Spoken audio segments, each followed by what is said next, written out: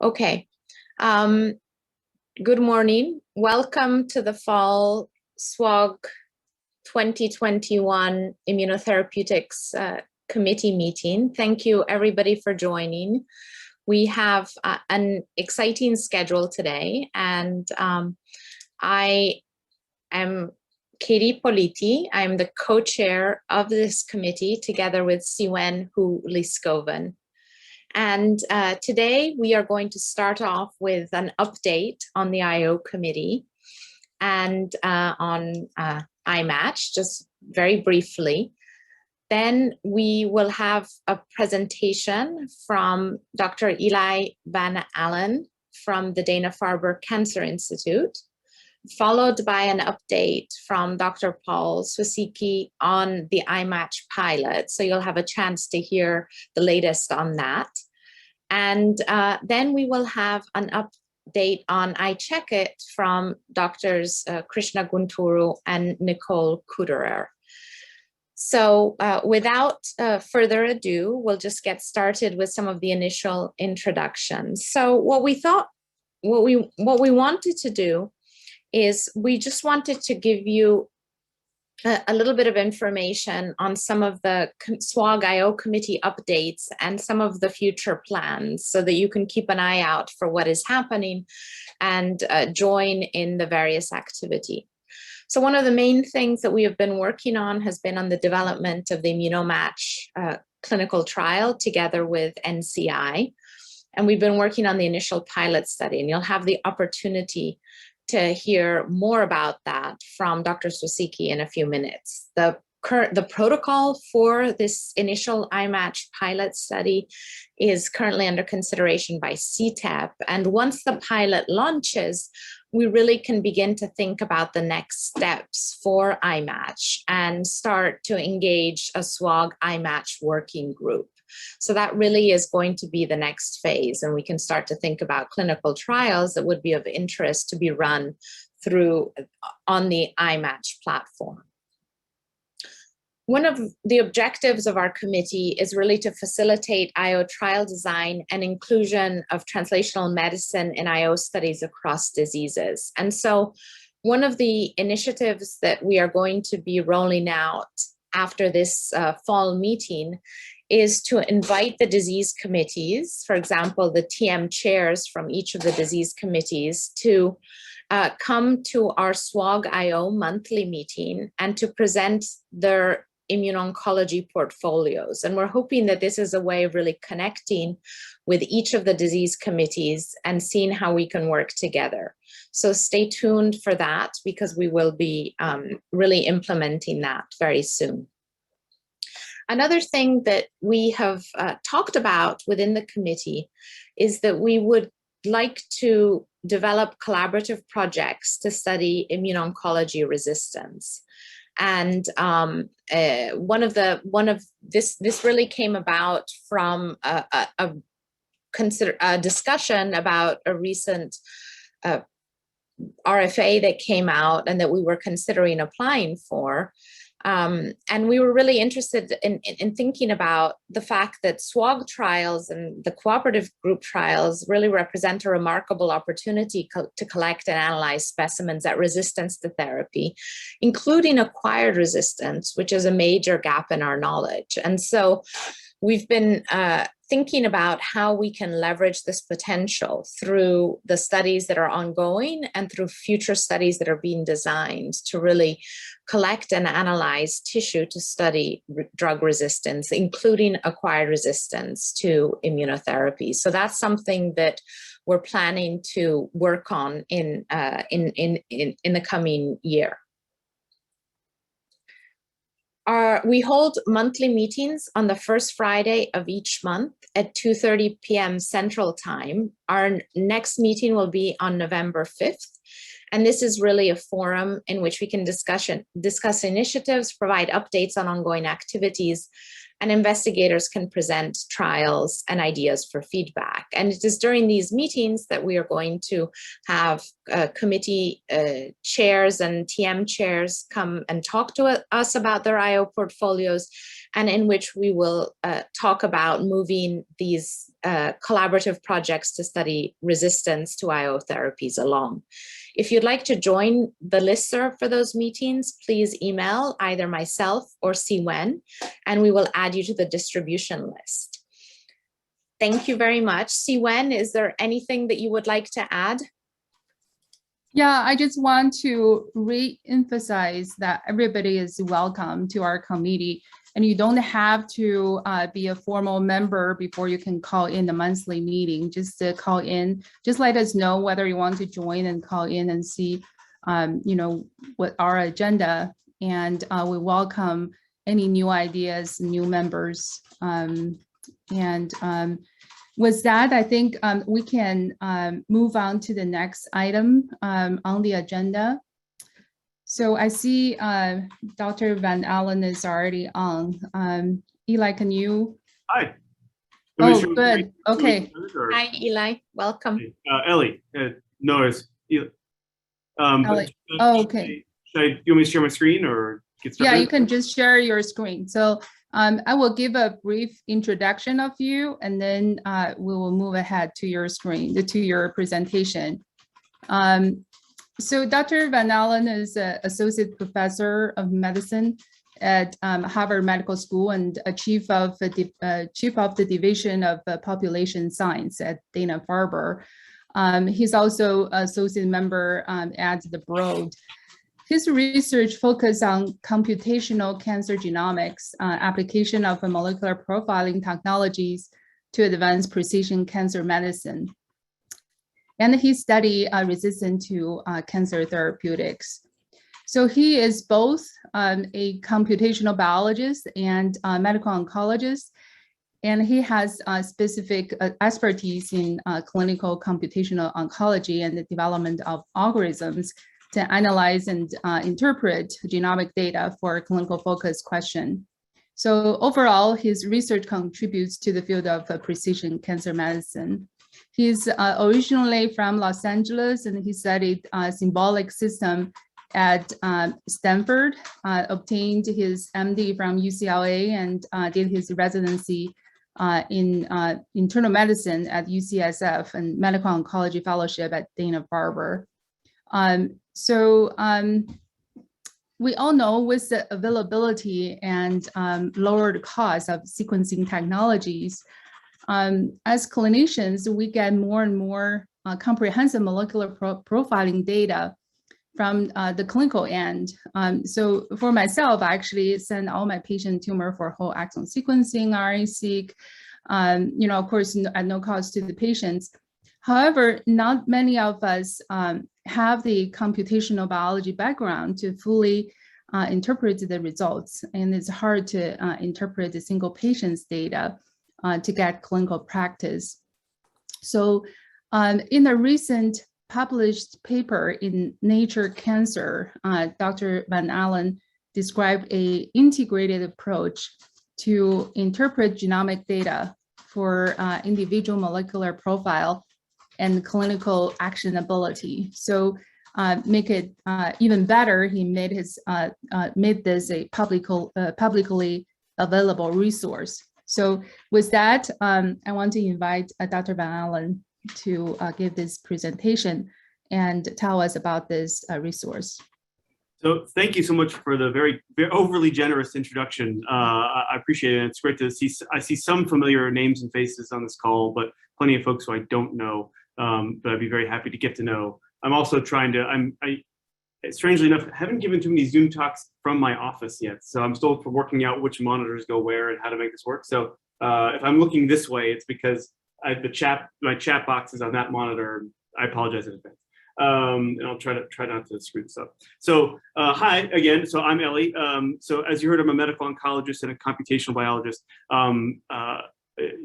Very shamelessly, here's my Twitter account if you want to follow along and hear me complain about our electronic health record at Dana-Farber and or The Dodgers, if anyone, I don't know, I'm going on maybe an hour and a half of sleep because I stayed up last night to watch my favorite team play. So I was invited to present on this open source method about, in essence, decision support for precision cancer medicine. And I'm very excited to talk about this as a general framework. And for this audience who I'm just so I can calibrate, also learn about sort of how we might be able to tailor and revise this to make it useful for the kinds of trials that you all are developing and or the correlative work. So first, let's see. There we go. Here are my disclosures. Normally in a background slide, I have a 5 share. I got 5 shares of Microsoft stock for my bar mitzvah in '93, and I do have a fun picture of me from that time. I'm happy to share at a future event. So what's the overarching question that motivated this approach is actually a question that Levi Garraway posed to me on my first day as a postdoc in his lab in like July of 2011. And at the time, they were about to launch a prospective clinical sequencing project where they were going to do prospective clinical exomes on metastatic lung and colon cancer patients. And we chatted for a bit, and he said, you know, there's an issue is that we're going to get this data and not analyze as a cohort for discovery, but rather sort of patient by patient. And what's the principles and how we do this? In essence, how do we clinically interpret molecular profiling at the point of care to really sort of guide precision cancer medicine? How do we take all of the data in the universe and all of the data you can generate from one patient at one point in time and use it to make a clinical prediction about therapeutics? And this is a problem that resonated for me on a personal level because I was and still am a clinician, and I felt like I understood the gestalt of this. You know, we do this all the time clinically. You take some elements of the history, the path, scans, labs, you put it together and you make a treatment choice. This is something that clinically we do all day and every day. And as I understood it at the time, so back in the sort of the first half of the prior decade, the sort of molecular equivalence would sort of break down like this. We get some mutations, we figure out which ones are important clinically or biologically somehow, and then this sort of like figure out the details later, and then we make a physician recommendation. And that was sort of the thing I was aiming for way back when, and using this as a platform for a precision oncology program. And, you know, again, this isn't a new problem. And so, in fact, what that suite of activities led to was this algorithm called Precision Heuristics for Interpreting the Alteration Landscape, which is a mouthful. So the short acronym was FILE, which is a rather obscure Lord of the Rings reference that Levi, in case you don't know, is a big Lord of the Rings fan. And the idea behind it was relatively straightforward. So basically what we would say is from a somatic exome, we could get a bunch of features about somatic mutations, indels, copy number alterations, and rearrangements. And we could, you know, in essence, heuristically rank them, these variants, by clinical and biological relevance in a very sort of like stepwise manner. And in essence, take an unsorted list of somatic alterations and sort it by things that we cared about clinically or biologically. We could not do, for this kind of a project, you know, very sophisticated, you know, machine learning or artificial intelligence, because in essence, we had no data to train on to actually inform what we would do for the patients going forward. So that's what sort of motivated a heuristic strategy. To do this, we actually built a bespoke database of actionability that we at the time called Target, although that's since been co-opted by many other things, and probably in retrospect was not a great name for a lot of reasons, along with FILE, actually. You know, F-I-L-E is a word that gets used by the computer people a lot, it turns out. But in any case, we basically went about in a rather sort of, you know, random fashion, for lack of a better way to put it, of basically just trolling PubMed and asking experts about what things were actionable. And we basically collapsed it all into a database that was sort of more clinical facing and paired these two things together, sort of the knowledge base and the computational framework, into a precision cancer medicine decision support tool that was used for these prospective clinical sequencing studies. Now, obviously, we're not the only ones doing this, and there's a bunch of incredible programs near and far. I've captured some logos here, although I'm sure I'm missing plenty. And I don't mean to sort of say that we're the only ones thinking about this. I just think, you know, the royal we were all thinking about this pretty intensely and work very hard to come up with solutions. But I think for this audience, I'm sure many of the folks can sympathize with the fact that much of the early and ongoing returns of sort of blanket precision cancer medicine programs have been mixed. And there have been a lot of challenges in the practical implementation of precision cancer medicine broadly in the real world, and perhaps likewise in the immuno-oncology space, it's even more challenging for a variety of reasons I'll sort of come back to at the end. And so there's a lot of reasons probably why that is the case, sort of innumerable reasons why that is the case for everything, across the board. But some of those reasons are actually sort of, computational in nature that could conceivably be solved. And so what are some of the challenges we've recognized that are sort of motivated sort of the new work that I'm talking to you about today? So one of the challenges is that technology in the clinic has evolved extremely rapidly. And so when I started as a fellow about 10 years ago, we were just rolling out hotspot genotyping of 40 or 50 mutations in a handful of genes.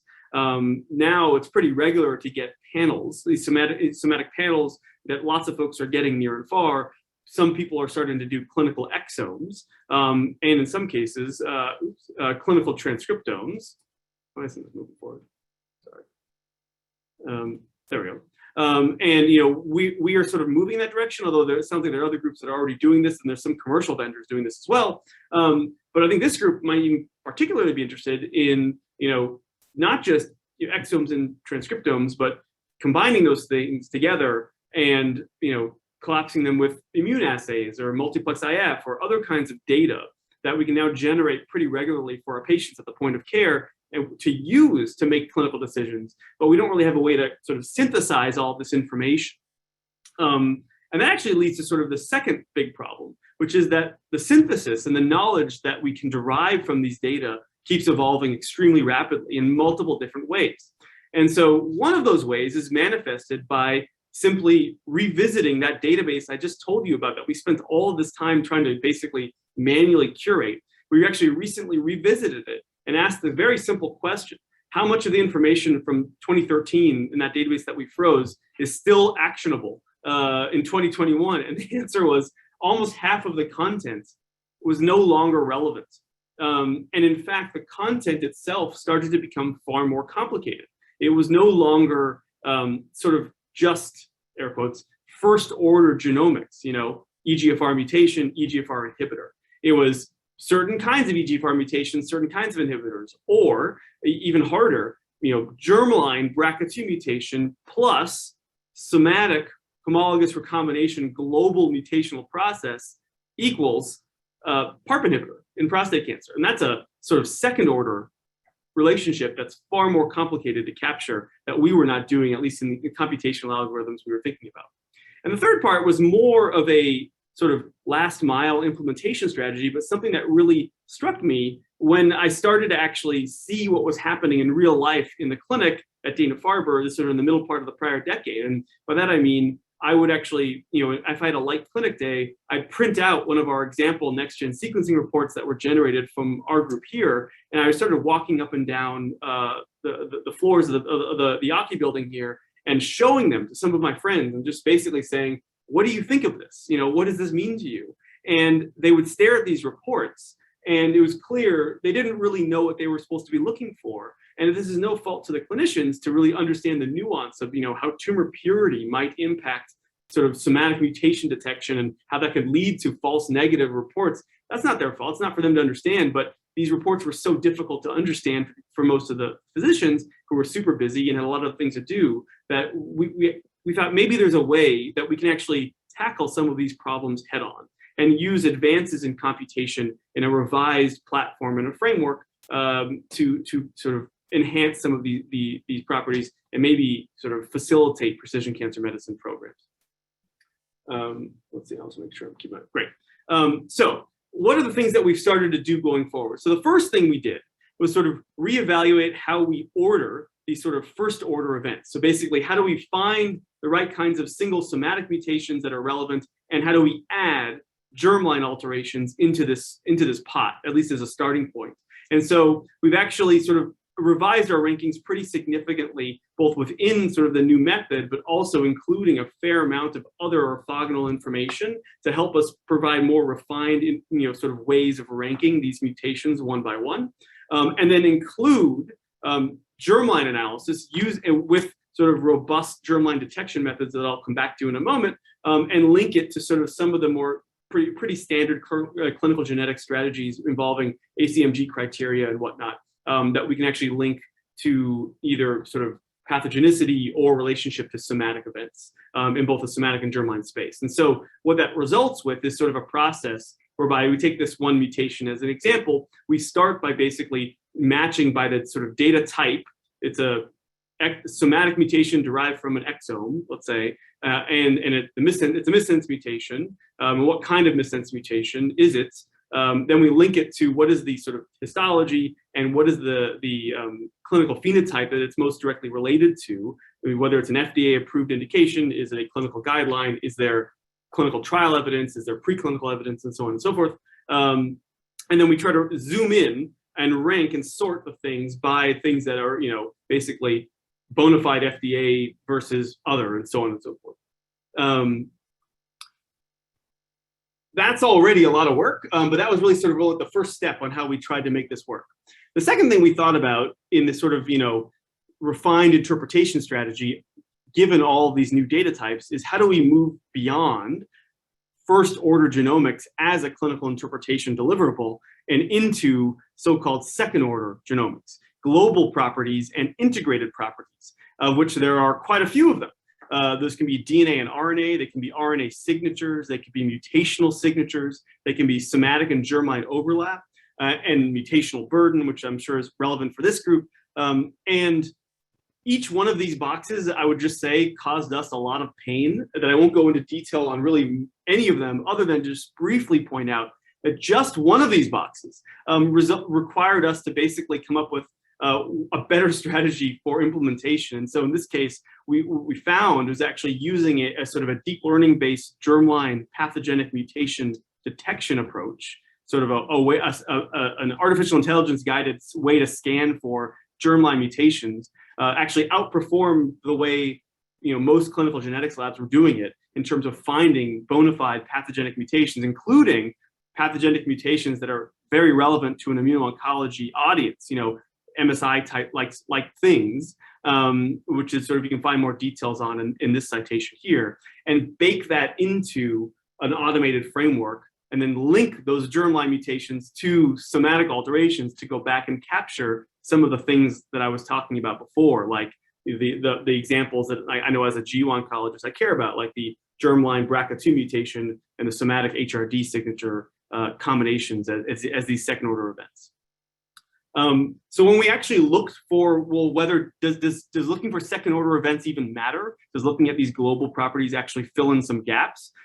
It seemed like, not surprisingly, time and again, if you don't restrict yourself to just those first order somatic mutations, but rather you expand the scope of what kinds of molecular events you can consider, you end up filling in the gaps and find more putatively actionable alterations. This is just an example from a melanoma subset of patients that we reanalyzed using this revised approach, and basically showing in the blue what things that we can actually fill in that we would not have found using some of our old strategies. And here are some of the more specific details on what those things were that we found and where we found them and how we found them. So I won't go into the details on it, but you can just read by eye some of these things. TMB, germline, MSH mutations, and so on and so forth are things that are highly relevant for this audience, as an example. And there's more examples in the paper that's cited below. So we want to make better algorithms, and we want to also feed those algorithms with better knowledge. And like I mentioned, so when we revisited our database, we had all this information that was no longer relevant. And the reason why that stuff was still in there was because it turns out it's really hard for me and like one guy in my lab to keep trolling the internet and trying to sort of keep up with the pace of the advancement in the field. And so how did we actually get from where we were to where we are now in sort of a more scalable and sort of reliable way to keep up with information in terms of filling in a bunch of different sort of clinically actionable assertions? One way was to actually pass the burden of annotating knowledge, of finding interesting papers or interesting abstracts or new sources of information beyond ourselves, and not make it just us that have to be responsible for doing this. And so what I mean here, by the way, is so we first expanded locally in terms of actually capturing more content from people in the community outside of our very narrowly focused medical oncology domain, to get sort of content from sort of some of the radiation oncologists, some of the pediatric oncologists, and then also include more preclinical and inferential data and evidence into this knowledge base, while scraping information from publicly available databases that were mining things from FDA and elsewhere. And so we can sort of expand the scope of sort of sensitivity and resistant relationships outside of the targeted therapy space, which is, I think, where this stuff is sort of most commonly thought of, into the immunotherapy space and beyond. And here's just some examples of like different tumor types where we can actually sort of fill in the gaps, and fill in the gaps by the kind of evidence that we're actually assigning to the various alterations, whether it's FDA indications all the way down to preclinical or inferential modes of actionability. The other thing we can do is actually sort of pass the buck more broadly, besides our community, into the larger community. And not just sort of like use some of these natural language processing algorithms that basically troll PubMed and feed papers to us automatically, but actually make things like this, which is just a Google Chrome extension, which anyone here is more than welcome to install on their Chrome. And basically, if you're reading a paper and you're like, hey, that's interesting, I wonder if those guys in the Van Allen lab would want to throw this into their database for this thing. You just click a button and it goes, instead of having to expect us to crowdsource this with very detailed annotations. We would sort of take it from there. But we try to make this a little easier and make the barrier for entry low to actually contribute to knowledge bases. You'll notice there are 8 5-star reviews. I promise you, those are definitely not 8 people from my lab, but certainly people from the real world. I may or may not be joking about that. The other way we can actually expand the scope of what kind of knowledge goes into these interpretation frameworks is a bit more far-fetched and a little bit outside of the world of, I think, clinically, where the clinicians sort of start to get a little bit anxious, but where we think is sort of pushing the boundary of what might be the future of clinical actionability. And specifically, the idea here, and sort of the algorithm we implemented as part of this framework, is to, in essence, try to take individual patient molecular profiles and perform a matchmaking procedure, whereby we scan all the preclinical model systems that we are able to sort of get our hands on that have any kind of molecular data. We match the patients to the model systems using a method called similarity network fusion. And then we look and see what therapies have been tested in those model systems. And if there are any that the model system is exquisitely sensitive or resistant to, mostly sensitization, we then include that in the clinical actionability report.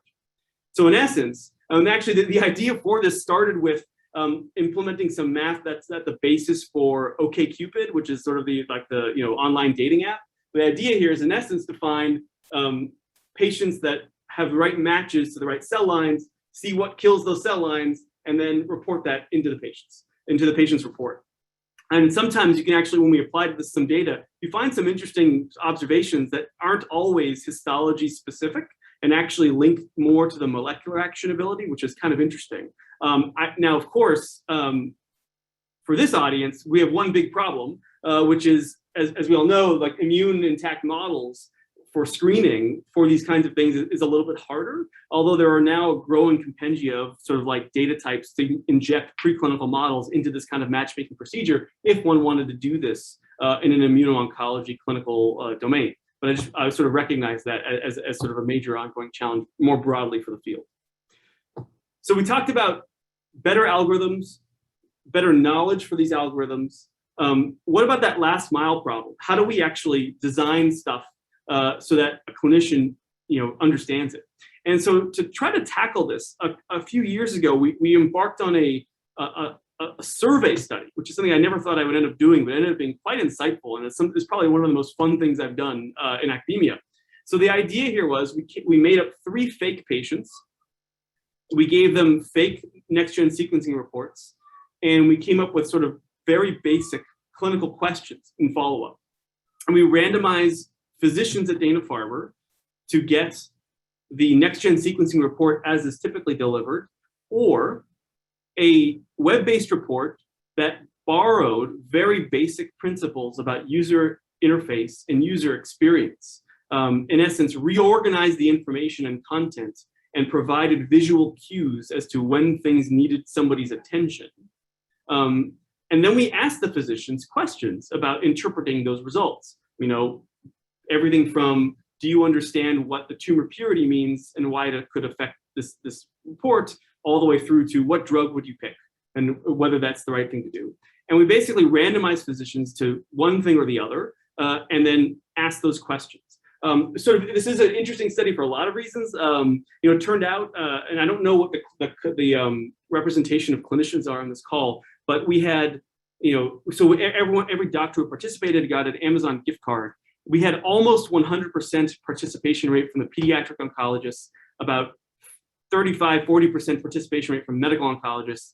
We had 10% participation rate from the radoncs, and we had one surgeon who did it. And somebody told, and the pediatric oncologist said that it was sort of commented on they were very excited about the Amazon gift card, and the surgeon was sort of like didn't care. And so read that as it is. But in any case, so what did we learn from this? We learned two important things. One, or actually three important things. One was that by simply reorganizing and presenting the information in a visually digestible way to provide cues about what things matter and don't matter, you could actually help doctors understand, get more questions right about what things they should be looking for a lot of stuff, like tumor purity, sequencing quality, whether those things actually affect the confidence of a report. That was good. What was less good was that you can do all the fancy schmancy UI you want. It didn't really make a difference in terms of actually whether the doctor picked the right drug or not.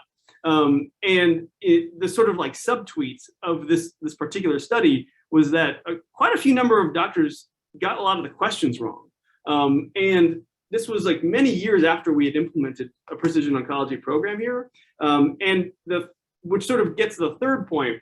At the end of this survey study, there was a box where basically it was like, tell us anything else you'd like us to know, kind of an open-ended question. And here were the two least expletive-laden comments that I can safely show to this audience about, how physicians are experiencing receiving all of this content at the point of care and how hard it is for everyone. I just would recognize that, knowing that things are getting harder and harder, and we're still have a long way to go in solving this particular problem. In any case, we took everything we learned from this and basically tried to clean up how we present this information and sort of make a simplified report that to use in a web-based manner. And so we then put this all together. So DNA, somatic features, germline features, RNA features, annotate them, provide first and second order interpretation, matchmaking, make a report. This, by the way, is all led by Brendan Reardon, pictured below. And put it together, rebrand it, because Levi doesn't work here anymore, so I'm not beholden to his Lord of the Rings references, as a molecular oncology almanac. Here's our website. We then went and said, okay, does this matter? And we evaluated the whole strategy, soup to nuts, using a publicly available precision oncology study, the iPredict study. And I'll just give it a shout out to this team of investigators, not only for doing the study, which is probably very hard, but also for making the data all available in a very open manner, which was like super impressive, and I think helps inform some of this research. And so indeed, we could basically recover a large majority of the relationships that were reported as part of this particular study. And I think also point out some challenges to why it's so hard, as I'm sure this audience doesn't need to hear this from me, why it's so hard to do a sort of blanket precision oncology study to begin with. Because some of the largest points of discordance between our recommendations and what was done in that trial were mostly because of things like targets that at the time had no drugs, but we could actually include as this actionability thing, which is to say that the field is moving so quickly to the point about keeping up with the knowledge that locking down one of these algorithms and forcing it to be static for matchmaking over the course of a period of 1, 2, 3 years while a trial is happening is very difficult when the field and the space of therapeutics and the molecular associations keeps growing at sort of a, almost sort of like, exponential clip, right? But in any case, we gave it a go and they gave it a go. So the last thing, perhaps the most important thing, is that we recognize we're not academics and we don't, this is not a silo, and it's important that all of this be available to everyone. And so we've gone to extremely aggressive lengths to make this as easy as humanly possible to access and for anyone. So there's a website for the knowledge base. You can submit entries if you want there. There's an API for this whole thing. The code is all downloadable and available if you want to run it yourself. And the other part that we actually made was a portal. So this portal is built on top of a Google cloud-based analytics platform called Terra that basically lets you make your own accounts and upload data from your patient and run this method where we never touch it or see it. And that's in part because you actually get billed for the cloud computing, so we don't we don't get charges. And that way, in sort of in as many possible venues as we could imagine, we make this as accessible as humanly possible and as open source as humanly possible, so that people can use it and fiddle with it to their heart's content and or contribute to it, so that we can make a resource for everyone to use for prospective studies. Which is actually why I'm sort of happy to be here today, because the one thing we've always sort of wondered about and have yet to sort of figure out the right way to do this is how does one actually prospectively test a sort of blanket precision oncology decision support tool? And I don't really still know the answer, and maybe there is no one right answer and there's multiple answers, but coming back to sort of where the immuno-oncology present in the future is, there are some things that we're trying to do to address that point head on. And so some of our plans include sort of better inclusion of some of the RNA-seq-based signatures of immunotherapy response, although we're kind of struggling to figure out which one or which ones matter and for which contexts. Including some canonical pathology features that are as at least clinical inputs into these studies. So just like you would provide, the tumor type, you might also provide like PD-L1 staining if it is a structured variable that could be included. Deeper inclusion of spatial imaging technologies and readouts. We and others are using a sort of increasingly sophisticated machine learning approaches to sort of derive features from these images automatically, and that could be included in. Including some of the immunotherapy in vivo and in vitro screening data as part of the preclinical matchmaking. There's now quite a large set of sort of immune competent or in vivo genome-wide screens that have been done for various immunotherapy settings that might be relevant. There's probably other things. We could, think about directly including this kind of something about the use of this approach as a secondary endpoint into a study. There's probably a bunch of other things we could think about, but I want to put this out there and make this group aware of sort of this resource and this algorithm that exists and is open for everyone. Again, I want to shout out Brendan, who's basically sort of spearheading this from day one, and is just a wonderfully nice and pleasant and incredible human. Maybe I'll just stop there and see if there's any questions. And maybe I'll stop unless. Wow, yeah, thank you so much, Ali. Yeah, this is a great presentation. I really want to thank you for actually getting into exploring how to integrate clinical data and molecular data. As a clinician, I can tell you, it's we all understand cancer is not just melanoma, RCC, and it's much more into that. And there's really an explosion of information we get with all these clinical testing, but how to integrate them together to actually benefit patients, right? Or benefit clinical testing is really a challenge.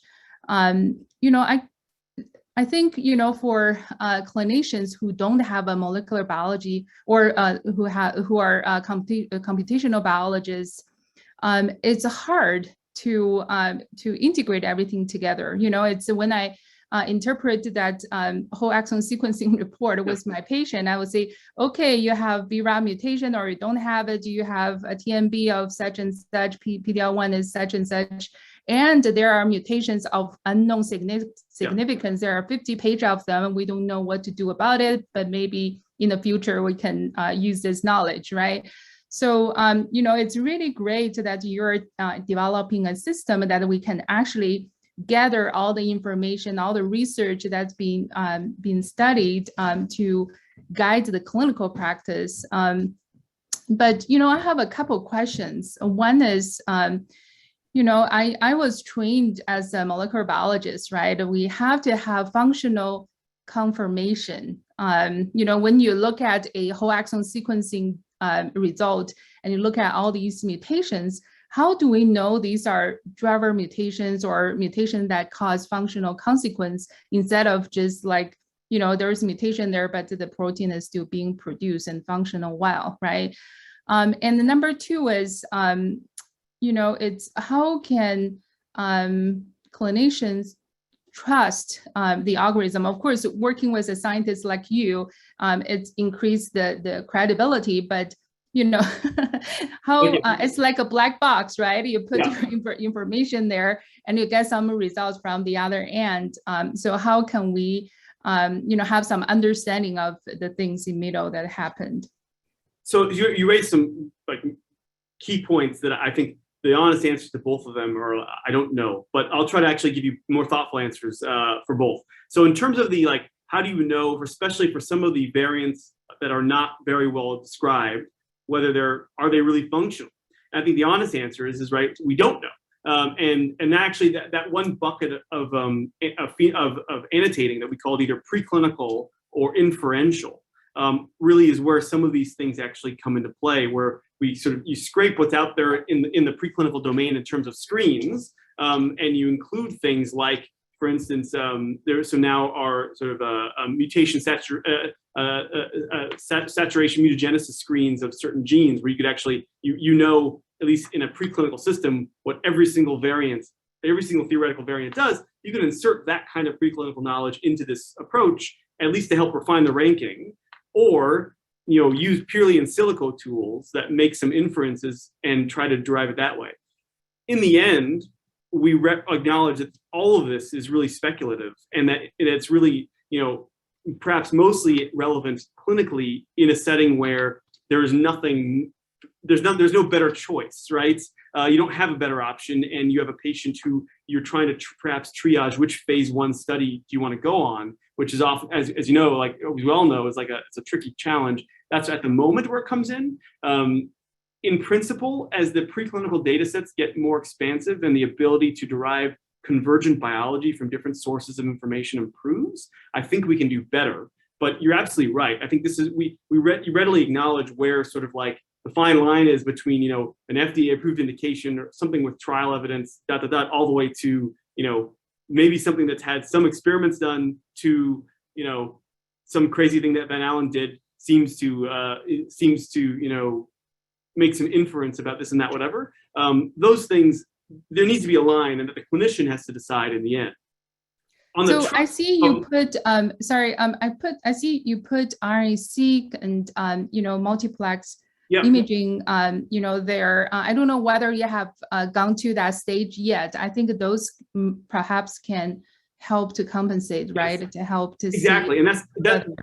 Yeah. So having multiple readouts and having some convergence, like, does mutation X result in pathway dysregulation Y? You know, and does that make sense in some sort of second order way, is precisely the kinds of things we're trying to capture in this and ongoing approaches. The hard part with the RNA-seq part is actually not, in theory, a biology one, but more of a technical one, because if you're doing RNA-seq, the batch effect problems and the sort of analytic problems introduced by doing that clinically are, for these kinds of approaches, is really painful. And so it's just been to try to do, like, if you have a signature derived from a certain data set, and you have a patient's FFPE block that was done, that they did a different kind of transcriptome capture on from another vendor, you're already basically in trouble, you know. And and imagining scaling that to like an entire framework is a hard problem. It's solvable, I think, but it's going to take some time. But actually, we did want to get, because you actually mentioned, you brought up the trust question, which is like a great one. And so, so for this, we've tried to be aggressively transparent about what, like, so to Brendan's credit, he has almost comically over documented literally every step of what this thing is doing, and it is not a machine learning black box, and it is aggressively interpretable. So while there needs to be explanation, we think we can overcome the trust challenge in that context. However, there are challenges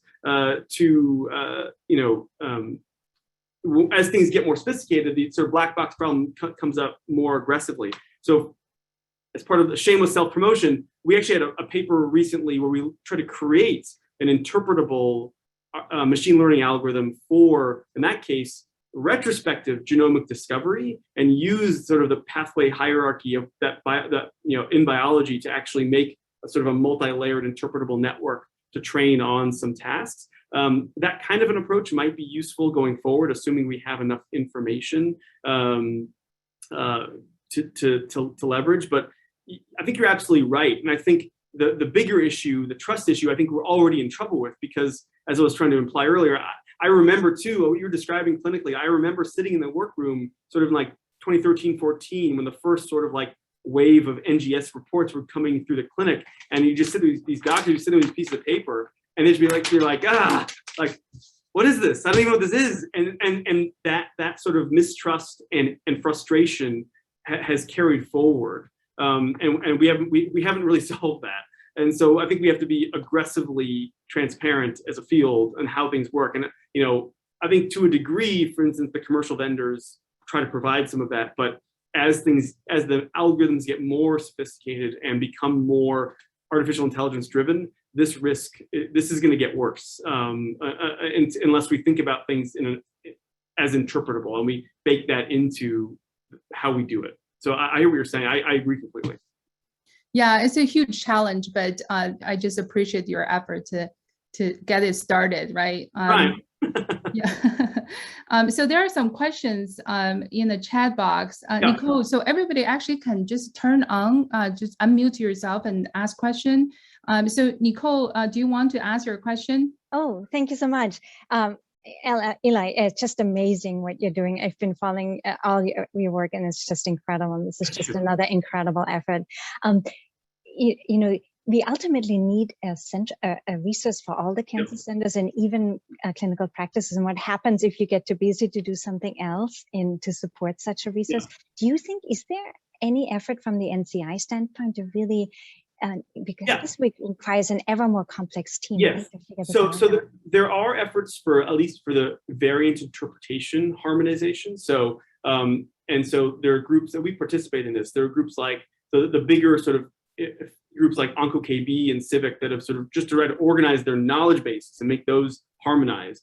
So that's good. And actually credit to OncoKB for actually getting an FDA approval for that knowledge base. So what we're doing, we saw that and we know those people, we're friends with them. So we're like, we don't want to make another one of those. So our effort was more in filling in these preclinical gaps and then working more on the sort of algorithm delivery side of things, which is what others aren't doing. To my knowledge, there is no, non-commercial centralized effort, although it would be great if there was. We can't lose funding on this project because I don't have any. This is basically just for fun. and truthfully, it's been hard to, we've tried in the past. I actually put in a grant, I remember like a sort of a standard grant for this kind of a project once, and the responses were just bewildering confusion, and it was like nobody knew what to do with this, and not surprised it got killed. And so I actually fund it through other means for the time being, although certainly would be thrilled if somebody had any better ideas on how to do that. NCI, if you're listening, yes, create a resource for us all. And certainly, I think I agree with you. I think it not only can it not really just be me and Brendan, like two guys in Boston should not be the sole like gatekeepers for this kind of approach.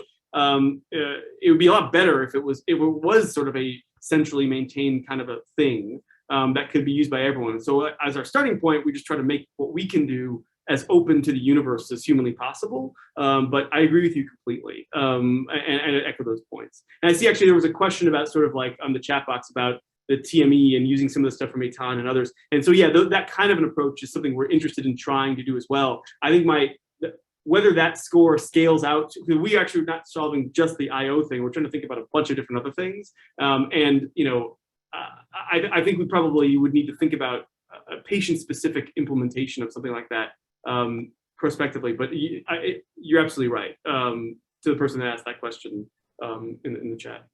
Yes, hi, thank you, Ellie. So a follow-up question to that would be for an organization like SWOG. Is there any effort to look at these patients that don't respond to IO-based therapies, or for that matter, targeted therapies, and somehow, look back and then take that information forward from a resistance standpoint and integrate the information, some of the information that you've discussed, or people like Aiton and some of the other data scientists are looking at?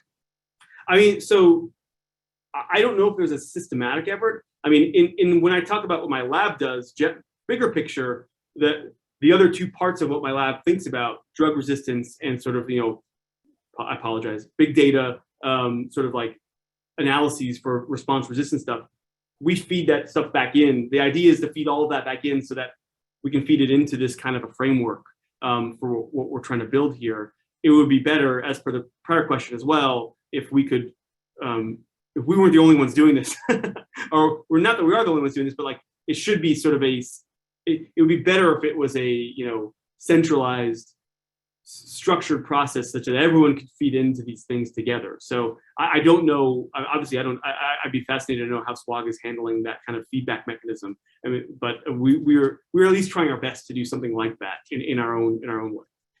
So we're starting, Rafe, we're starting to look into that from our IO committee standpoint. So we're actually starting to be interested in getting data for acquired resistance. So we will have an effort to look into all the IO trials that have been conducted at SWOG and see whether we can gather all these acquired resistant cases and put them together and study. So I see Katie has a burning question there. Yes, hi, that was a great talk. Thank you very much. One of the things that is especially intriguing is the potential to understand the interactions of germline alterations and somatic ones. And I know you mentioned that briefly, but I was just wondering whether you could tell us a little bit more about that, and also what some of the challenges are that you might be having in trying to understand those interactions. I imagine that it might be harder to get the type of data that you need for that. And also just like, where do you see that evolving? Because I think it's going to be like increasingly important going forward, and could be really important for immune checkpoint inhibitor responses and resistance. So yeah, it's a great question. And I think there are a lot of people thinking about this, ourselves included. And I think there's a lot of ways to parse it, right? So the way we broke it up into for this kind of a challenge, what are the germline features that we want to find just on its own? And then because they themselves are clinically actionable, and then what features we want to link it to somatic features that would be clinically relevant. So part one, and that came to where we started to realize, and we sort of stumbled into this by accident, that we and others using sort of traditional techniques for germline variant detection, for pathogenic mutations, finding like the nonsense BRCA2 or the MSH6 indel or whatever, the standard approaches were missing a bunch of stuff, right? Why is Dana Farber calling me? I don't know. Sorry. And so that was what led us to using some of these newer approaches, like the deep variant approach that Google made, which we then benchmarked aggressively and sort of have replaced the prior approach with that strategy for just saying, let's just see how we can find the germline mutations that matter, step one. And then two was then building into the process a method to link them to whether that same gene, for instance, was mutated in the tumor, which might be relevant, and or whether a gene in that pathway was mutated in the tumor. Which is less clear how relevant that is in the moment for various purposes, but might be interesting. And then link it to some of those second order properties, like, the BRCA2 germline mutation and somatic HRD is much more interesting taken together than the germline BRCA2 mutation without HRD, right? That might, maybe that's not really a pathogenic mutation in the end. We don't know, which is I think part of the problem. In the end, that's still only part of the pie, right? So what if we wanted to make it even more interesting and say, oh, I wonder if like we had a study a couple of years ago where we looked at polygenic risk scores for rheumatoid arthritis and noticed that there was a difference in the T cell infiltrate as inferred by our bulk RNA-seq if you had a polygenic risk for RA. We had no idea if these patients actually had rheumatoid arthritis, but that was interesting, right? And so that you can imagine that kind of a germline feature linking to a somatic property or to an immuno-oncology context would be super interesting to include in something like this. But we're not there yet, or at least we're not there yet. Maybe somebody else on this call is already there. So I think it's still kind of early days, in all honesty, but we've tried to at least bake in what's most obviously clinically relevant to start it. You know what I mean? Thank you. Yeah. So one last question is from Peggy. She's a patient advocate. Peggy, do you want to ask a question yourself, or do you want me to read it? Well, I'll ask the question basically, what work is being done with exceptional patients who have responded, whether to targeted therapies, and I'm thinking here mostly kidney cancer because that's that's what I'm interested in. And how can that be quantified and shared and fit in something like this also, in using older clinical trials where data sits there in a file. I mean, certainly so we've done a fair amount of exceptional responder studies over the years in other diseases, and have published a few examples, N of 1 examples, and as of others, certainly on this call and elsewhere. For this kind of an algorithm, this is a prospective analysis, right? I'm sure we and others would be thrilled to sort of take negative trials where there's one patient who had a response and really kind of dig into those. I'll be very honest, I don't actually know how to get to those files, get to those data, but we and others would be very happy to dive in. You know what I mean? So I'm sure others are interested in this as well. I think it's a great question. I would be very, and I know the NCI obviously is also sponsoring some exceptional responder programs as well. But yeah. Okay, yeah, thank you so much, Ali. This is a fantastic talk. Thank you so much for agreeing to give the talk with such a short notice. I know I have to step away. For some reason, I'm getting called by institution like multiple times, so I probably should answer that. Yeah, anyways, go ahead. Nice to meet you. Take care, everyone. Nice seeing you. Bye-bye. Okay, bye. So, Katie, do you want to introduce our next speaker? Absolutely. It's my pleasure to introduce our next speaker, who is Dr. Paul Swasicki. He's an assistant professor at the University of Michigan. He's a medical oncologist, and his clinical practice focuses on treating patients with head and neck cancers. In particular, he's interested in novel therapeutics and treatment strategies for advanced metastatic head and neck cancer. And he has been leading the efforts on the development of the SWOG IMatch Bicazo pilot that he'll tell you about for the head and neck portion of the study. So thank you very much for speaking today. Oh, no, thank you for having me. And let me see if I can share my screen appropriately. There we go. Well, good morning or afternoon, depending where you are. Today, I'd like to just discuss the protocol, which hopefully will open soon, regarding cabozantinib and nivolumab in patients with advanced solid tumors stratified by tumor biomarkers. Once again, Siwoo and Katie, thank you so much. First off, head and neck squamous cell carcinoma melanoma represent the ideal biomarker populations. Both of these are immunologically diverse. As I tell patients, even within head and neck cancers, within the millimeters of each other, the immune microenvironment differs extraordinarily.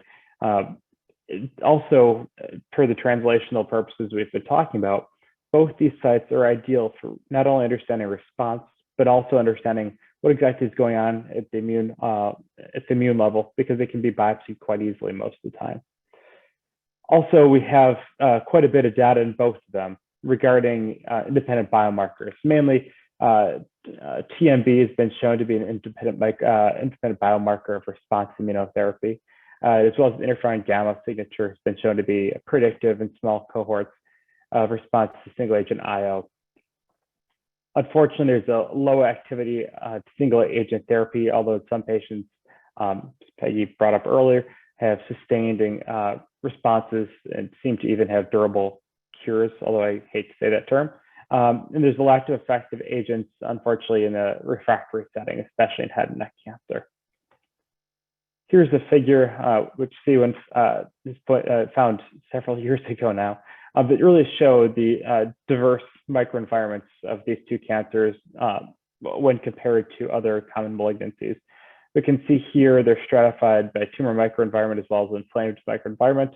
You can see that both melanoma and head and neck squamous cell carcinoma are relatively divided out quite nicely between the TMB high, TMB low, as well as tumor inflamed high, tumor inflamed low, which that builds into the prospect of this trial we're going to discuss.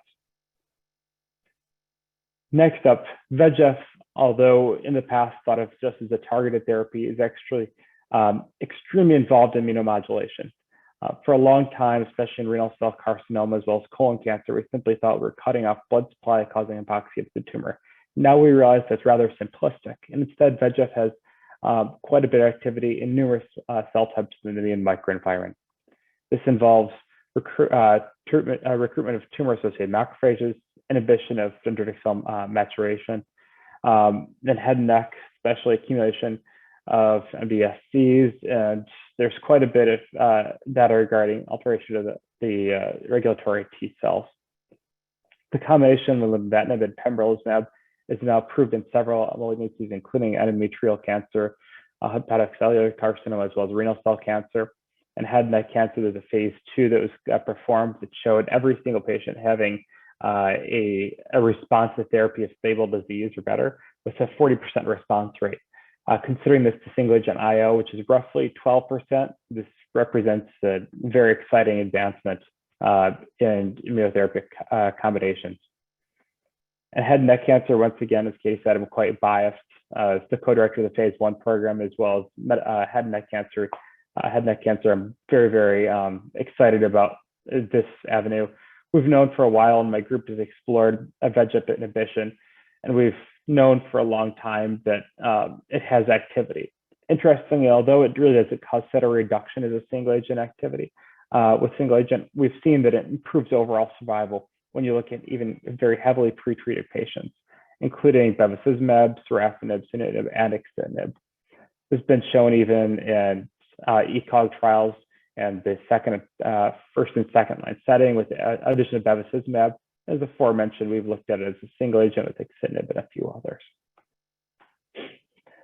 So cabozantinib, this is a multi-receptor tyrosine kinase inhibitor, for lack of a better word, a dirty receptor kinase VEGF inhibitor, which targets not only VEGFR2 but also c-Met, AXL, and FLT3. Also some activity against RET. This is extremely potent compared to others listed, and in fact, even more potent than lenvatinib. Furthermore, c-Met is overexpressed in head and neck cancer, as well as to some degree melanoma associated with increased proliferation and invasion.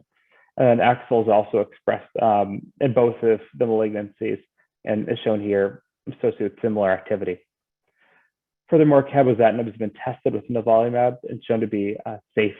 So this trial, BECAZO, that stands for biomarker stratified cabozantinib and nivolumab.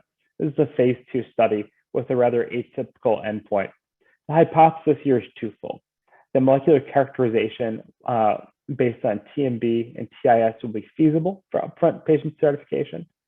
And then the second being that combination of PD-1 as well as VEGF inhibition will be effective in patients who have progressed on prior CPI, and response rates will be different amongst these different tumor types and biomarker stratified groups. We chose TMB as well as TIS for a couple of different reasons. These are complementary, for lack of a better term, characteristics. TMB is a surrogate for neoantigen expression, and then TIS is reflective of immune infiltration and the tumor immune microenvironment based on MHC2 expression. So hence, these are very complementary and are the best we can do for straightforward assays. The objective of this trial, as aforementioned, the feasibility of molecular characterization. This is especially key before the full IMATCH trial is launched, because we need to be able to show that we can profile these tumors, turn around the results, and guide patient care in a very effective and efficient pattern. For this, I think there'll be a little bit of discussion, but the endpoint is a success rate with getting back to biomarker results within 21 days. So this is, the endpoint here would be the median turnaround time. For perspective, we originally wanted 14 days, but this is a novel assay which is in development, and so we eventually arrived on 21 days. Also considering other phase 3 trials run by various pharmaceutical companies that are used for regulatory purposes, 21 days is not atypical, and amongst the straw poll, this is felt to be appropriate. So that's how we came up with this goal. The hope is with successive generations of this novel IMATCH assay to stratify therapy in the future, this will be, of course, much, much slower. Furthermore, we did not want this to be unsuccessful and hinder future IMATCH platform trials.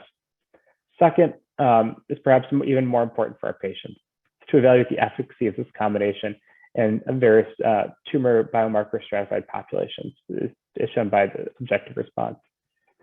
We will also look at the AEs and the clinical benefit, but also which I'm very interested about, is the predictive biomarkers of response. This is a rather straightforward protocol, although I'll walk you through this.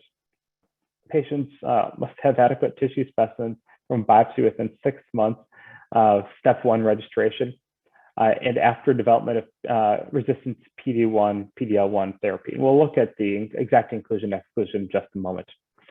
If they do not, they have to be willing to undergo research biopsy and to have tumor accessible for biopsy. So the first 60 patients will be enrolled prior to getting the assay results back. However, after 60 patients, there will be a feasibility analysis, and then the next 60 patients will be enrolled.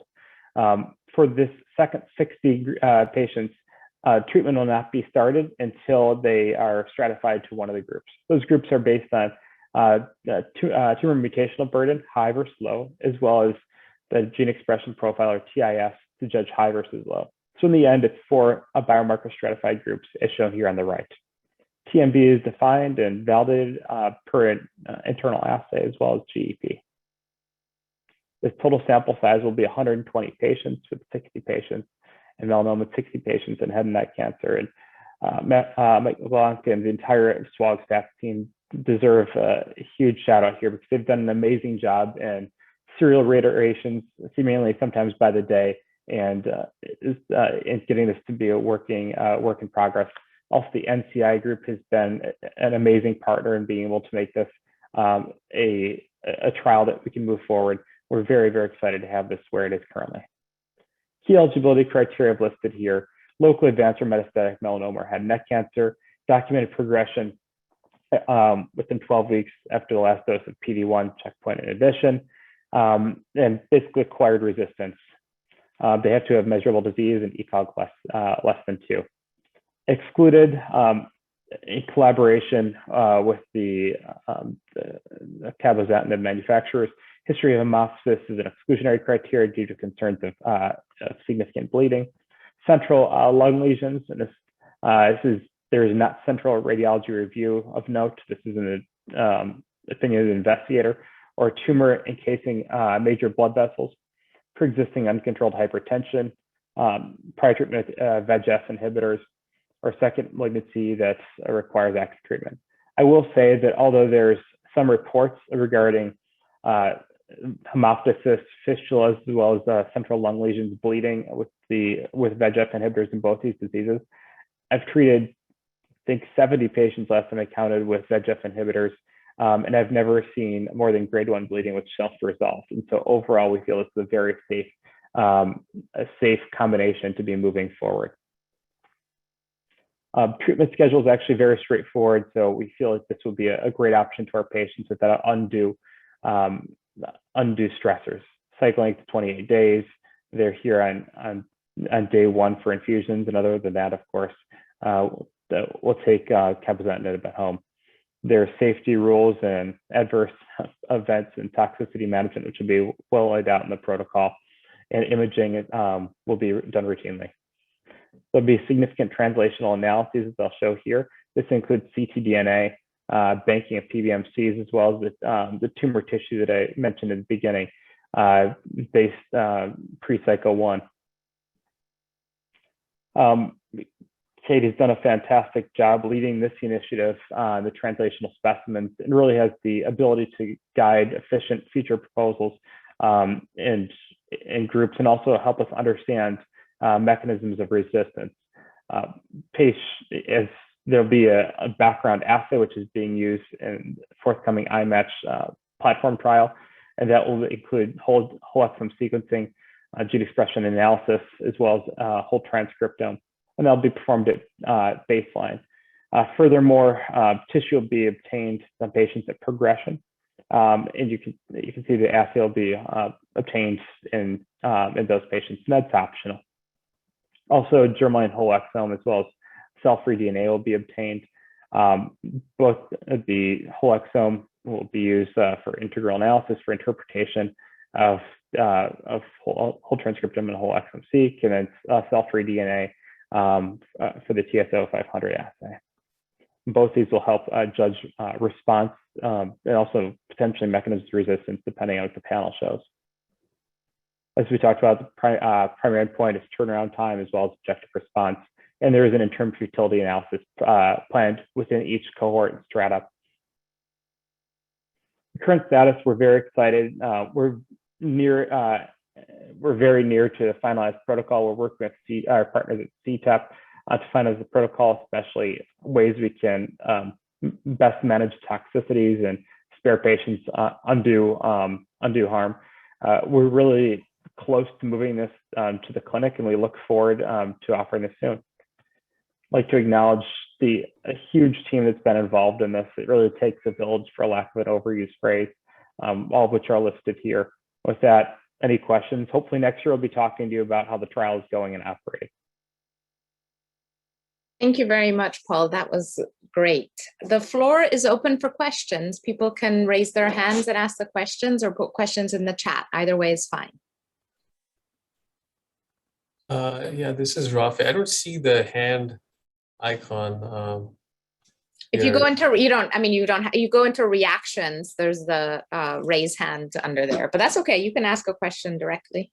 Thank you, Dr. Sawicki. So maybe I missed it. There's no on-treatment biopsies, as far as I understand, correct? No, progression is optional. I see. So is there a reason why you wouldn't be interested in looking at, dynamic changes, since you're using gene expression profiling at baseline? Would you potentially not be interested in seeing change in the gene expression at, let's say, cycle 3, day 1, or something on that line, and correlate that with response or resistance down the line? Well, that'd be of significant interest. However, as everyone on this call knows, weighing that out with both cost, which is always a challenge to all of us, as well as logistics of being able to get that from our patients, especially with invasive procedures, and the risk of bleeding when they're on a VEGF inhibitor. At least for this pilot trial, we decided just to go with enrollment as well as optional progression. Hopefully in future iterations, we will have unlimited resources with the entire NCI at our hands, and we can get serial biopsies to better understand those questions that you're asking. So the second part of the question is, as far as baseline biopsy is required, is that a core requirement? Like you need a core, and we were talking, Eli or Ellie was talking about tumor purity, etc. Like, what are your standards there to make sure whatever you're getting, you're screening out the background noise based on tumor content, purity? Because a lot of times, I come across trials that don't take FNAs for that matter, restricts eligibility. So what are your, standards there? That's a great question. I do not have the exact wording from the lab manual, but roughly we're obtaining cores or excisional. FNAs are not allowed.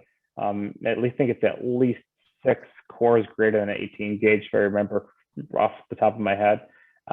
So it is ample material for traditional translational analyses. In terms of ensuring purity, Katie, you'll have to remind me what MOCA is doing to ensure that. I forget the process there.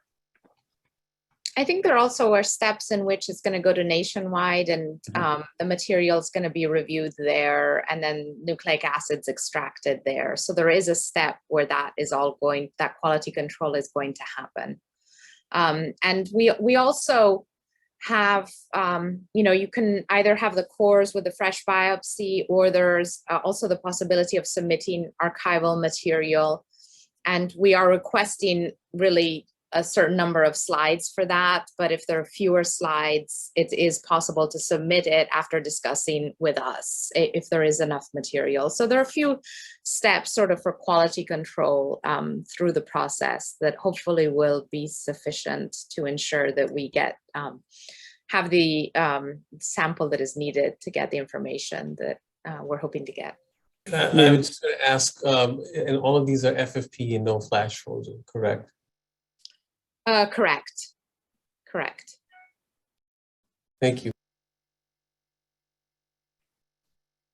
Yeah, I echo that, Rafe. It's really a budget issue. Ideally, we want to get on-treatment biopsy, right? But it's just we don't have the budget to do that. And this pilot trial is really the goal is to evaluate feasibility, whether we can actually do that. Remember, this is prospective profiling. Of course, the first half of those patients, enrolled patients, they don't have to wait until the result is back before they are treated, but the second half have to wait. So we need to make it as fast as possible. So that's the caveats here. Understood.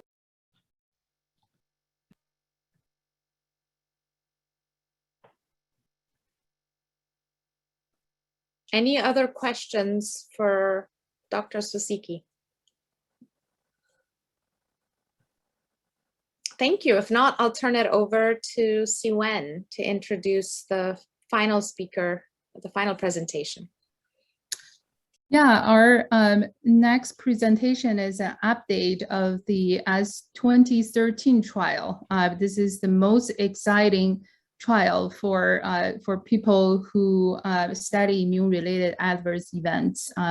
So it's going to catalog and characterize more than 2,000 cases of patients who go through immunotherapy and document their experience and the toxicity they might encounter. And there are samples, tumor samples and blood samples collected throughout the treatment. So it's going to be a great study to study how we can improve or how we can predict and monitor immune-related adverse events and manage it.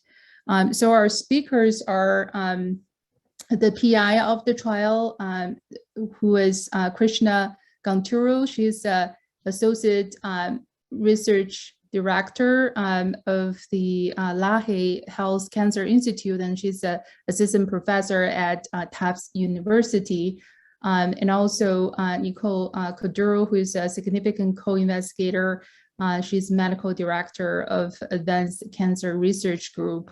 So this protocol came from the Symptom Control Committee, and it's really a wonderful teamwork there to put the protocol together. So with that, Krishna, Thank you very much, Dr.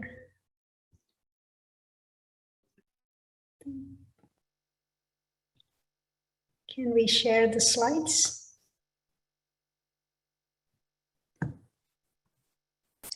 Thank you very much, Dr. Hillisco. And while the slides are coming up, I also would like to give a shout out to Dr. Hillisco, who is our translational PI for the study too. So to give you a background of immune checkpoint inhibitors, we all have been treating in our clinics patients with multiple across the tumor types immune checkpoint inhibitors, and we're learning more and more about immune-related adverse events too. So our study, which is S2013, or I-Check-It, as we call it, is a way of looking at these immune-related adverse events and to also develop a predictive model. The main, sorry, do you have your slides? I think you can share directly. Okay, let me see. I sent it before, so give me a second because I have to pull it from my I think email. everybody's been just sharing their own. Oh, Krishna, I have it also, if you want me to share it in advance for you. I have it too. Yeah, Nicole, go ahead. Okay. I have it open already. Yes. Yeah, sure. Thank you. Oh, you're Teamwork. welcome. Yes. Let me do this. Where? Okay, Here you we can go. go to the next slide, please. Okay. Yeah, can keep going. Yeah. So this is the schema of the study, which initially patients will consent and register to get the standard of care from their treating oncologist. They'll undergo baseline evaluation. And I'll go into the details of what the study information will be collecting, and also at 4 other time points, in addition to when they develop grade 3 or higher IRAEs. Next slide, please. Why is it not advancing now? Here we go. We can keep going. We can go to the primary objectives. Thank you. So this is a prospective observational study, and our primary goal is to, 1, develop the risk prediction model. And in the same study, we're also validating this risk prediction model based on CTCAE grade 3 or higher non-hematological immune-related adverse events for patients who are receiving immune checkpoint inhibitors for the treatment of solid tumors. Next slide, please. You can keep going. So the secondary objectives of this study is also to assess the incidence of any grade of non-hematological IRAEs and grade 4 hematological IRAEs. We also would like to get patient reported outcomes, which includes quality of life and their adverse events in the first 12 months of this study, to also to measure the burden of chronic grade 1 or 2 toxicities. Because most of the time in the clinical trials, we get a robust, good performance patients, and we may not get the usual treatment patients that we see in the clinical trial, which includes more comorbidities and other performance issues. We also don't get much information about once patients go from the study, like treatment, what happens in between those study cycles. By the time they come back, maybe some of them resolve, and some of them, they may still bother them. So it is important to get the patient-reported outcomes on this study, along with the chronic grade 1 and grade 2 toxicities. That's our secondary objective of the study. Next slide, please. So who is eligible for this trial? So any solid tumor patient receiving immune checkpoint inhibitor or FDA or NCCN category 1 or 2A. They should not be on another treatment trial participation. They should be receiving immune checkpoint inhibitor alone or in combination with another ICI. They should have recovered sufficiently from the prior treatment side effects. Next slide, please.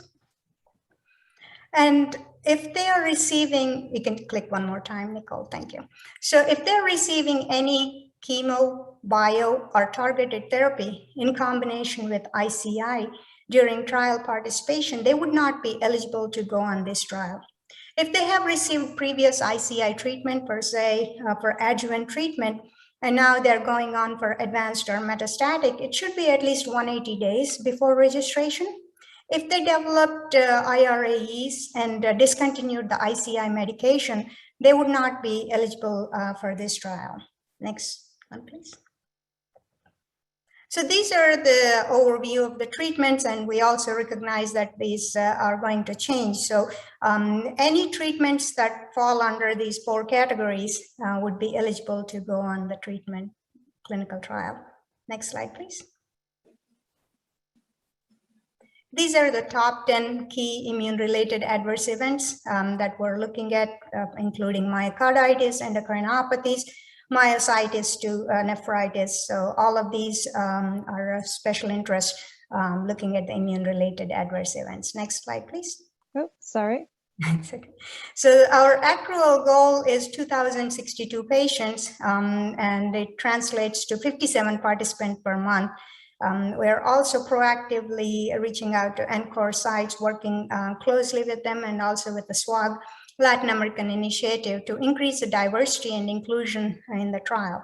PROs are also available in Spanish and French in addition to English, and we're stratifying based on monotherapy versus combination ICI therapy.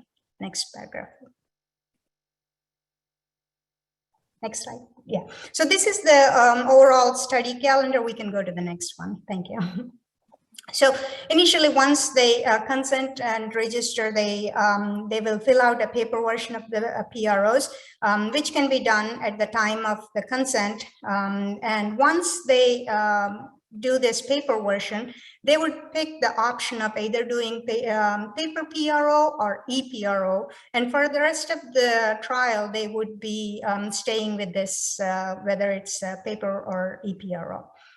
During registration, we also get information about concomitant medications. We'll get information about standard of care labs that are being drawn by the treating oncologist. And on the study, they would get one blood lab, and we request archival tissue. So ICI will be administered as the treating physician. Next slide, please. So this is the summary of the pre-registration procedures, which includes history and physical along with the CTCAE medications, and patients will be filling the PROs from these PROMIS 29 cognitive function and also FACT-G along with the PRO CTCAEs. Next slide, please. In addition to the baseline, there are 4 more time points at week 4, 12, 24, and 52 that will be collecting information about concomitant medications, CTCAE, PROs, and standard lab information. The second blood draw will be drawn at week 4 and also at the development of grade 3 or higher IRAEs. So site will also have to assess the CTCAEs in between, even though we're collecting at these 4 time points, to know when patients are developing IRAEs, so that way they can report at the next time point. All assessments will continue even if the ICI discontinued to up to like 1 year or 52 weeks. Next slide, please. So this is the summary of patient-reported outcomes when we'll be getting all of these. And at the end of the trial or at the withdrawal of the ePRO, there is a feasibility questionnaire. We're trying to see how easy it is to fill out the ePRO. Next slide, please. So at the time of serious adverse events, we encourage sites to collect blood prior to starting the IRAE treatment, such as steroids. And if it is not feasible, then we ask them to draw the blood and report what time point it is compared to when the IRAE is developed. Patients also would get PRO CTCAEs at this time, and sites will submit S2013 IRAE form. Next one, please. So this is the statistical design. The first step is identifying the factors in 1,200 patients and then validating the model in 800 patients. Next slide, please. Nicole, would you like to? You'll take, okay, thank you so much, Krishna, great job. So we're also so excited that we were able to do, despite this large study, to do a translational component. As you can well imagine, this is a challenge, but everybody agreed, and the NCI has been ultimately very supportive to do this. So we're very excited to, first of all, as primary objective, we will evaluate the cytokine-cytox score, a composite measure derived from 11 different cytokine levels, both prior to ICI-based therapy and at that one cycle, after that one cycle of ICI-based therapy, as a predictive signature for the development of IRAEs. And secondly, and most importantly, really to establish a fairly comprehensive repository of archival tissue and blood plasma sample specimens for potential predictive and/or prognostic markers for IRI risk. And again, we're in the interest of time, we'll keep it very brief, but just very high level. These translational procedures, we're focusing no serum. As you, if you note, please let me know if you somehow still think there's a specific assay we should capture with serum, but really all my advisors in the past and the fantastic microbiome teams and metabolomics teams, proteomic teams, metabolomic teams, and so forth, blood bank people I've worked with, and other core groups at the Alliance, really all prefer plasma for multiple reasons. As in short, the clotting from the serum really adds to the heterogeneity that really all the key assay people didn't like. So we're focusing on plasma buffy coat that are done at the site, double spun. And then there's whole blood that will be sent centrally to get PBMCs performed centrally, so the sites don't have to do that. And we're focusing on ultimately 2 time points. So again, the baseline, and then that 1 month plus minus 14 days to ensure that it can be done with the standard of care, so there won't be any extra visits. But that 1 month is, I feel is very important, that we also not only get the baseline heterogeneity of patients, but also the impact of therapy on biology and how that change may help predict future IRAEs.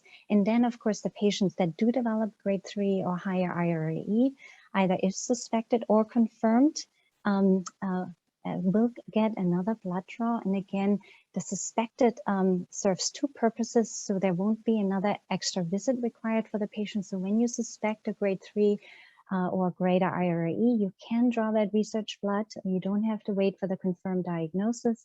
And also this will hopefully ultimately enable us to differentiate the biology between confirmed and suspected diagnosis. And then we'll also collect archival tumor tissue. Again, no extra biopsies are required for the patients. And soon, fortunately, is really helping us to help figure out microbiome collection and funding addition.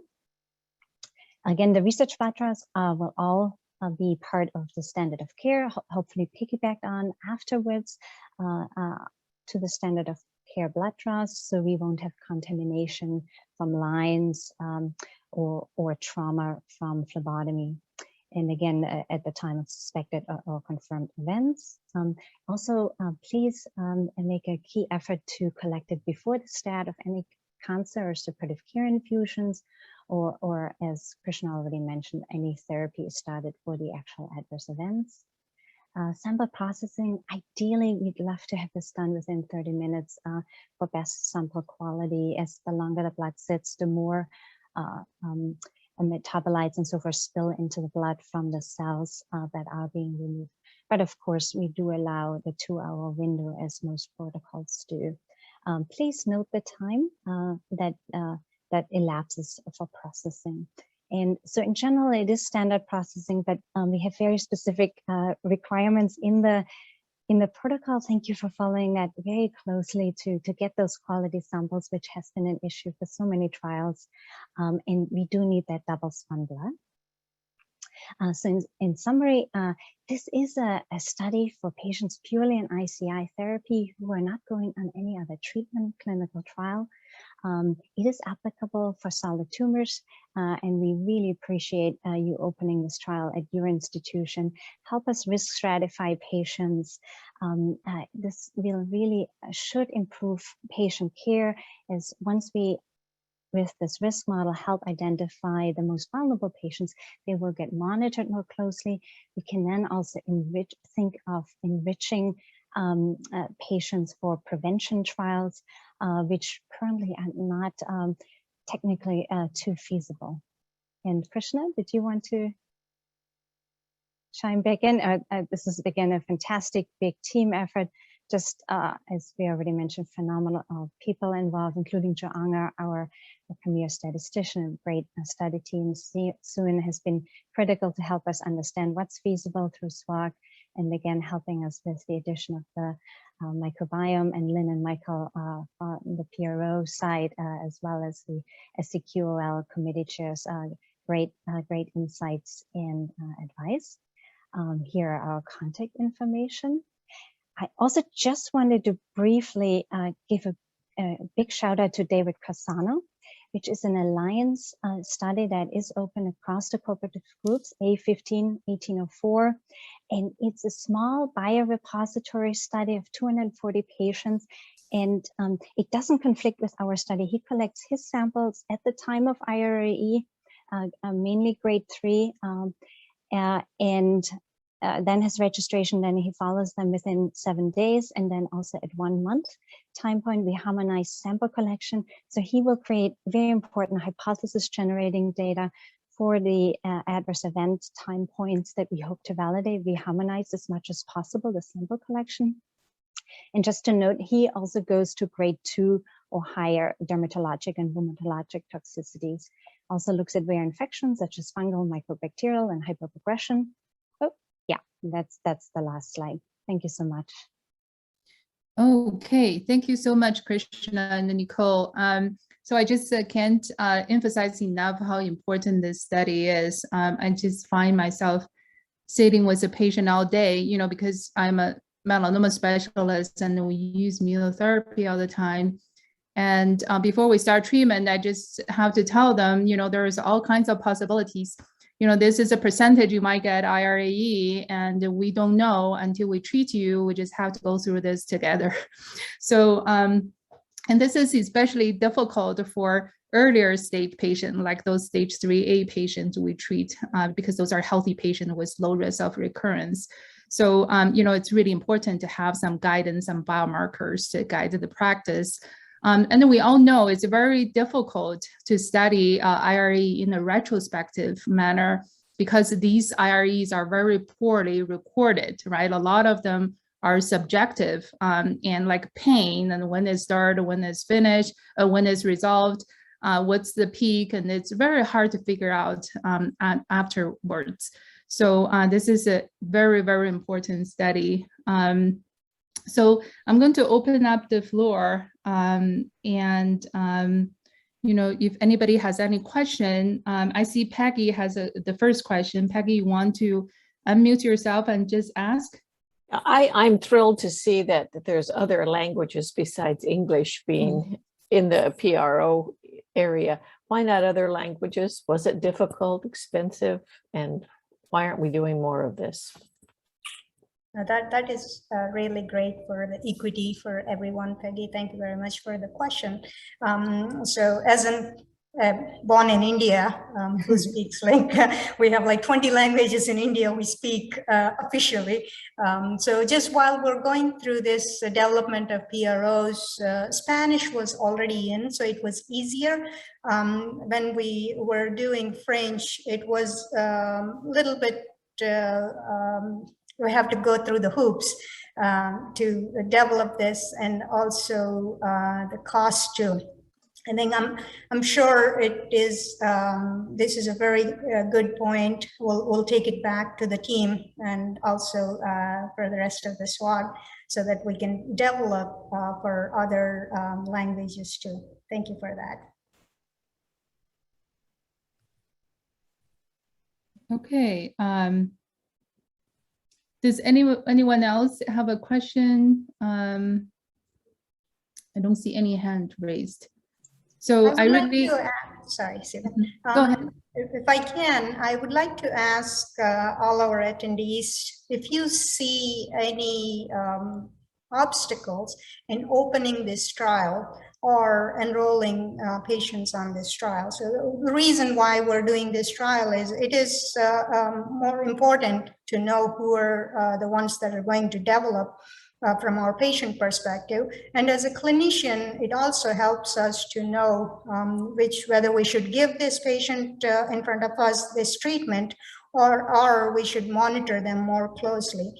So there are multitude of benefits from this study. I mean, disclaimer, I'm the PI for the study, right? So of course, I would like to hear any obstacles that you foresee in opening and enrolling the patients. Please let us know.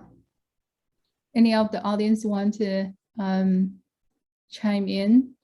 I'm going to pick Rafael. Do you have any comment about that? Thank you. I was wondering, what questions should I have? I have a bunch, and maybe I can shoot some emails to Dr. Kudra and Dr. Couture later on. IRAs is a significant interest of mine.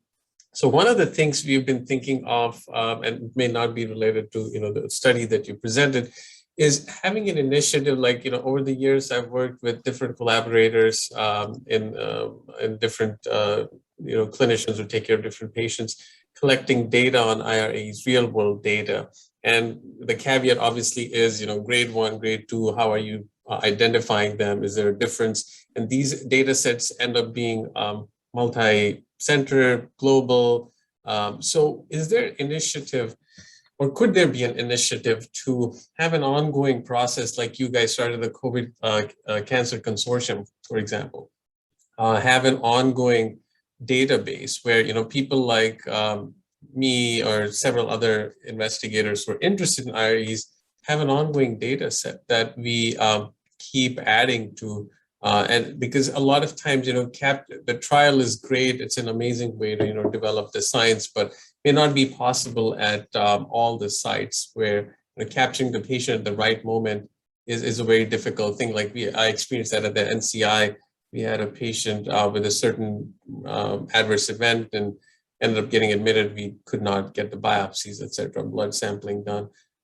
So could there be an initiative where real world data, not just within the US, outside the US, could be harmonized? Like I've been looking for partners, for example, like we have like 700, 800, 900,000 lung cancer patient data sets, or sometimes even beyond that for other tumor types, to harmonize and then use eventually.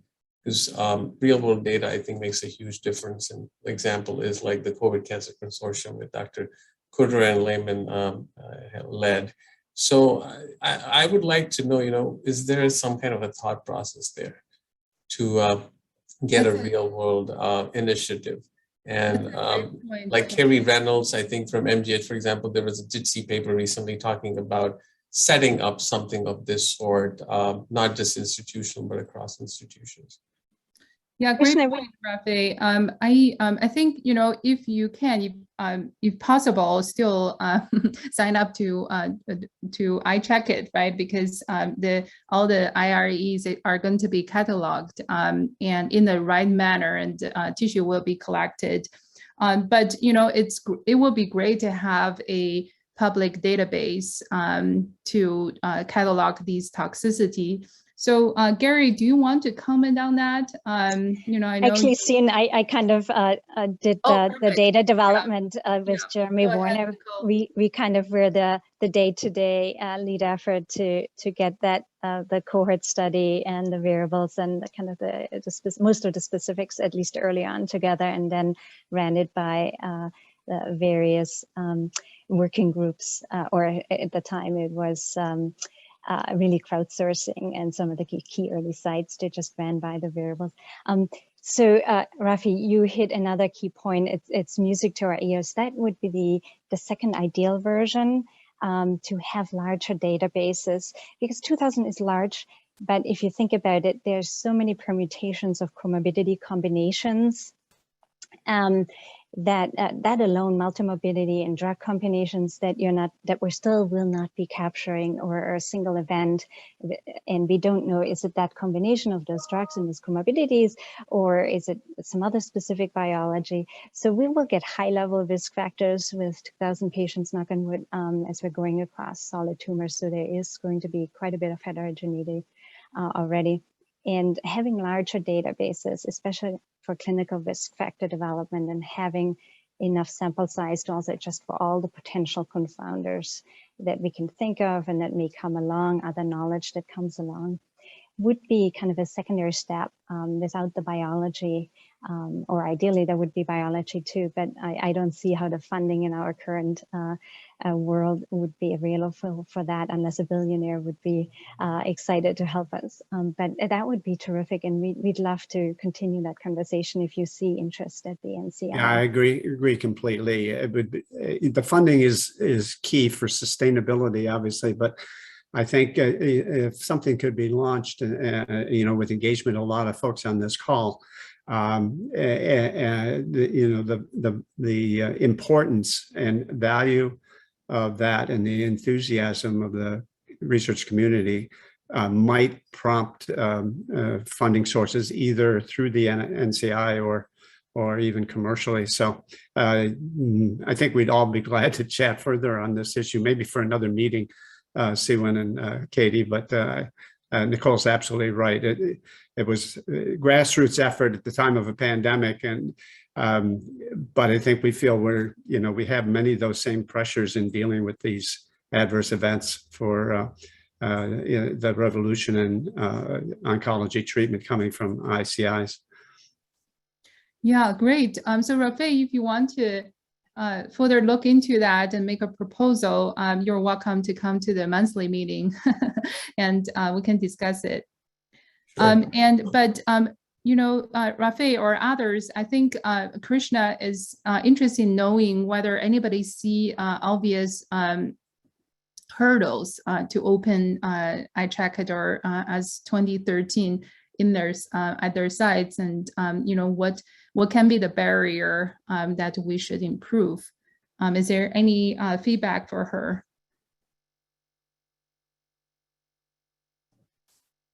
So one of the questions I had, and this might have been discussed in the previous meetings, is so if a patient has an adverse event and you capture the baseline, you collect the sample at baseline, but a subsequent or like we had a JAMA paper where subsequent events happened in a certain group of patients, for example.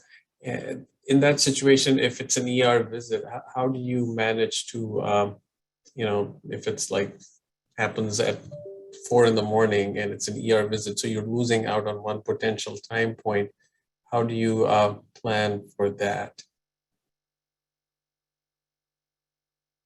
Nicole, would you like to take that? So we do allow a time frame window for them, to capture it. Obviously, again, we're really hoping to avoid extra blood sticks for the patient. So whenever you can reasonably get to the patient, we are working on a social media kit. And Krishna, it would be good to revisit to make sure we have something in there, maybe even if we can, a little card that we've done that for other studies that the patient has and is self-empowered and says, here's what happens if I get some medical problem and end up in the emergency room. Here's who to contact. Here's what they kind of like to have happen. And then they get the call and then they can tend to much more easily be able to coordinate that. It's a great question. So in every site handles that a little bit differently. I'd love to hear from coordinators if we have any on the call. If they're the frontline workers to make this happen. We always appreciate feedback, or investigators, how we can do this. One more thing to add is, especially if it is epic, then there is a way to build when patients come through the ER or get admitted, that the study team will get a notification that they're coming through. So if it is epic, then it is easier. I'm sure some of the other programs also have EMRs have that area too. We Okay. can minimize. Thank you so much. Yeah, thank you, Krishna and Nicole. Thank you for presenting this, provided the update of this exciting protocol. So I will bring back Katie for closing remarks. Yes, well, thank you very much, everybody, for attending today and the participation. I think we had a lot of good discussions, which is great. We look forward to seeing you at our monthly meetings, so please feel free to reach out to us and connect anytime to get added to the lists and to join our meetings. And stay tuned for more updates from our committee. Siwen, anything to add? Yeah, I just want to thank everybody for calling in today, for your interest. And if you are a SWOG member, please consider joining our committee, and just email me or Katie, and we'll add you to the monthly meeting. Thank you very much. Thank you. Thank you so much, everybody. Great. Thank you. Bye-bye. Bye-bye.